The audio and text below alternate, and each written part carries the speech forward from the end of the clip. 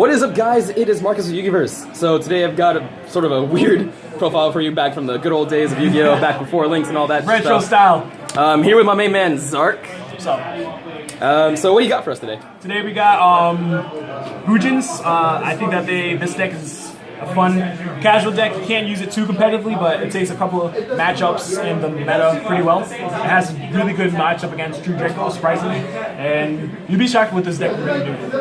Alright, so yeah. Oh, high rarity. Ooh. Yeah, high rarity, yep. Always. Without further ado, let's just right into it. Show us. Right into it. So all the Bujins, if you guys don't know what to do, you only can control one. So I run 3 Bujin Yamato. This is your main searcher. This allows you to grab any Bujin monster from deck to hand, and then you can pitch a card from your hand to grave, which helps up for a lot of your plays and to help your defense. I run 2 Bujin Arasuda because this guy, if you banish a Bujin monster, you can special summon him from your hand for free, so it's really good in that sense. And also his secondary effect is you can draw a card and pitch a card, so it helps cycle through your deck. A lot of people don't run this card at all, or they run it at 1, but I think that it's pretty good. I run 2 Hirume. This is also a card is if you banish a Bujin monster, you can special summon her for free. So if you use 1 banish monster, you can automatically get 2 of these guys if you have them in hand, which is really, really strong. I play 1 Mikazuchi. This guy is pretty much just a beat stick in most senses. However, you can also grab your spell card, which helps facilitate a lot of advantage and recovery plays. That's it for the main Bujin monsters. I run in response 3 Hirokus. This guy, he came way too late. 3 years too late. Way too late in the game. He is really, really, really strong. However, since this is Link format, he's not as good, but he's relevant enough where you can keep cycle through your extra deck. So his effect is you activate him in the Pendulum Scale, banish him, and then you can rank up any of your Bujin monsters, which is extremely strong. That's it for all Beast Warrior Bujins. Next up we have the Bujinkis. So I run 3 Crane. This is your pseudo honest. People hate this card, and for good reasons. It doubles the attack of any Bujin Beast Warrior monster you control. It's so really, really strong. I run 2 Bujin Hairs. So if you have this in your grave, any of your Bujin monsters, you can banish this card, and it cannot be destroyed by battle or card effect. So it's really strong against Raigeki, Dark Holes, or Dryden, which is why I said it has a good matchup. I run 2 Bujinki Turtles. This guy allows any of your guys not to be targeted, so once he's in a graveyard, they target you, you negate the target, and then you keep on going with your plays. So once again, this is pretty much anti-Masterpiece 8. I run 1 Quillen to get rid of that 1 problematic card. It's really good for spot removal of floodgates. I run 1 Crane for the same reason if the case in his back row. This is just face up, this is face down or face up. That's it for all the Bujin monsters. Last up, I just have hand traps. I run 3 Honest because it's at 3, and this deck plays Honest the best, hands down. I don't care what anyone says, this deck knows Honest with Susanoo, you're going to go for game every time. Especially against Pendulum, it doesn't hurt you. Next up, I have 3 Ash, thanks to my man right here for loaning me them. This deck, since it has a very hard time going setting up its board and going first, this just helps you just be able to make sure that you can see the next turn. Because once this deck gets starting, it's going to be very hard for you to get rid of the board and pick them apart. So this just helps to make sure that you can just survive. I run 2 Ghost Ogres because you just want to make sure you can get rid of those problematic cards such as Diagram or anything that might be lingering that you don't really want to deal with and you don't really want to commit to too much. And that's it for the hand traps. Next up, I run 3 Ties of the Brethren. This card is really, really, really strong. I feel that this card does best in Bujins. In the old format, it was Magic Specters, but Magic Specters are pretty much dead because of Elite formats. But Bujins now, they don't really care. You pay through 2,000, and since this is a very defensive deck, that's as far as much as you're going to get. You pay 2,000, you can bring out 2 more of a Bujin. So you can summon Yamato, pay the 2,000, bring out your Arasuda Mikazuchi, and then you can just get advantage. You get a +3 right there just from this one card. You get so much field advantage just from this card, and I love it to pieces. The restrictions don't hurt you that too bad, but it's good starting off, and then it's good when you need to recover from your board being broken. Next up, I run 3 5-formation Tenkis. This card is obvious reasons. You have Top deck Yamato. You have to run it. Top deck Yamato is really, really clutch, and you can just keep on grabbing and digging into your deck, and the 100 gain is nothing to laugh at. People always think that, oh, it's irrelevant, but you win games just because of that one little 100. I run 2 Fire Formation 10 suit. People don't understand why I run this, but the fact that this deck is slow, having that extra additional normal summon really helps it and really matters. And the fact that you can just helps just a lot of people go for combos, and Bujin aren't known for combos, but just the fact that you have a lot more options in this day and format means the world to Bujins, and people don't understand how good it is. I like it. I don't care what people say, so that's just my opinion. You don't have to run it. Next up, I run 2 Bujin Carnations. 3. People say 3 is too bad. People say 1 is enough. People say none is enough. But 2 is my preference. I like 2 because you're gonna see it eventually. You can search for it, and it's always good. You always want to have it in your opening hand because chances are they're gonna try to get rid of your board. And if they do, you have a recovery play. And if they don't, if they get rid of this, then you still have your normal summon, your additional normal summons to commit to. So the fact that you always have outlets at any given time is really good in my opinion. Last 2 cards really is a Dark Hole, just to bright boards, and then I run 1 Foolish because since you run a lot of GPs, you just want to make sure that they're live and in the grave whenever you need them and as quickly as possible. So it's a 40 card deck. That's the main deck. I have nothing really special, no traps, nothing that crazy. Back in the old days, you would run a lot of traps, but this day and age, you want more speed and everything. You already have the power.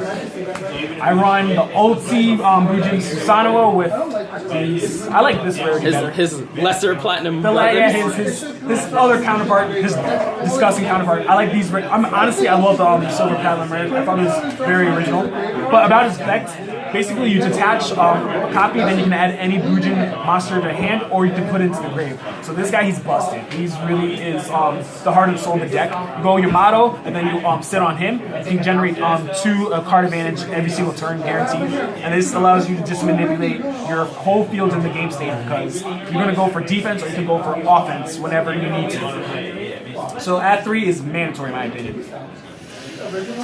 Next up, I run 1 Bujin Jinsai Tsukiyomi. So this, anytime you have a bricky hand, you can just get rid of your hand or the 1 card that you may have, and just draw 2 more cards, which can be very critical and help bring you back into the game or even push for even further games. Because I honestly, so many times I've had hair in hand, go into him, detach. Oh, draw an honest. Okay, then I would use the pendulum Hiroku to rank him up into Susanoo and grab another crane, and then you're like, all right, that's already game. So it's really disgusting when you just top deck draw 2 more cards that really make a difference. I run 1 copy of Bujintai Kaido Shuchi. This guy's really good because he can build 5 cards, and if every card that's a Bujin card, he gains 100 attack power. And any time that a Bujin monster would be destroyed, you can just detach a card from him, and it really is clutch. It used to be really broken back in the day, but now it's just really strong.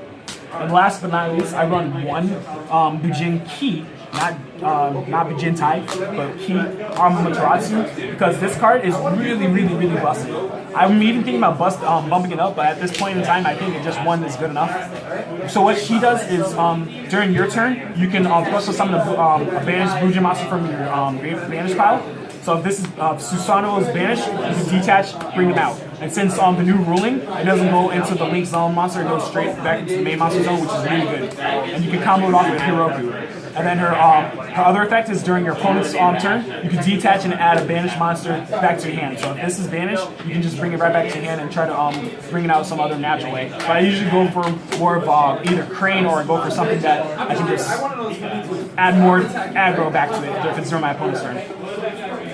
And then that's it for all the Bujin XYZs. I run 1 Tiger King because it's Tiger King. He's really strong. You have to run him in any Beast Warrior deck, in my opinion. The fact you can negate anything without targeting is really powerful. And the fact that he can grab you a Tenki or 10-2 is like, why don't you run him? I run Gaga Samurai because for game, it's quick and simple. It doesn't hurt.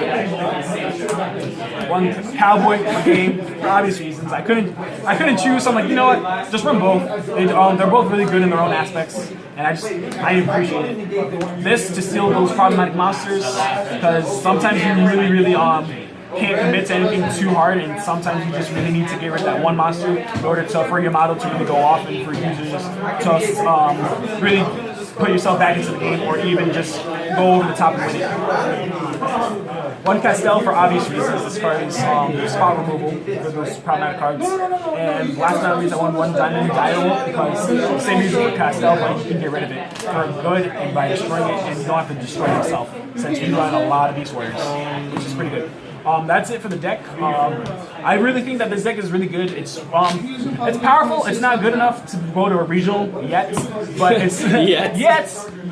You'll find a way. We'll find a way one day. We'll find a way. But this deck has a lot of good matchups. It's more casual than anything. It really is. I like its pieces. It really does a lot. People don't ever give it the time of day. I'm here to give it the time of day and tell you that it is worth playing. It is worth finding the time to invest in it. It has potential. It really does. It depends on the format. This is the right format to play it in. You can have a lot of wins out of nowhere because people don't expect you to oh, you're going to come back? Oh, it just, what are you doing? They don't understand how the mechanics work. So it can take a lot of opponents by surprise and steal wins. It really does steal games. So what would you say in the meta is the hardest matchup for this deck? The hardest matchup, believe it or not, would be Trickstars. That's not even hard to believe. People don't understand that Trickstars are really devastating. Even though the deck bricks, we don't have the tools really to remove or get rid of the pieces. Because every time you draw, you're burning yourself. Every time you activate an effect, you're burning yourself. So at that point, in order for you to sustain your combos, it costs way too much for you to do. Way too much. And the easiest matchup would be what? World Chalice? The easiest matchup, yeah, World Chalice is very, very simple, to be honest. If they open up with the nuts and they just go for the untouchable board with the Gamma Seal, with the Gamma Seal, the two firewall, and then the ninja. I'm just calling him the ninja guy. It's hard for that to compete. But if you go first and you're able to protect your guys, it's quite simple. A really good matchup once again is Masterpiece. Light Swarms, we don't do too bad. But if they do grass, yeah. So they're like even. So it's even. I would say like 60-40, us 40%. But it's very tolerable. Very tolerable. Right, This deck, it really give it a chance. It's not bad. Even back during its time, people didn't give it too much of a chance, but it was meta. This deck was considered meta during its time period, but people didn't like it because it was too defensive, it was too slow. Too helmet. It was too helmet, yeah, it was too helmet. Gotta use those buzzwords, right? Yeah, I love this deck. It's really fun. Yeah, anything else you want to say before? Thank you very much for being on your channel. It was a pleasure. I love profiling. I love just being part of the community. This is a fun game. I want to keep it alive. I will definitely be seeing you again. Yeah, definitely. I will be sure to have you again. This was awesome. Take care and subscribe, guys. Subscribe, show your friends, tell anyone you know, because we're trying to get started. We're trying to do something new, something fresh, and we're just trying to find our own way. So gotta support that legacy. Support it for life. All right. But anyway, guys, this was ZARC. This is Bujin's. This has been Marcus the Yugiverse. Be sure to like, comment, subscribe, and share with your friends. Thanks for watching.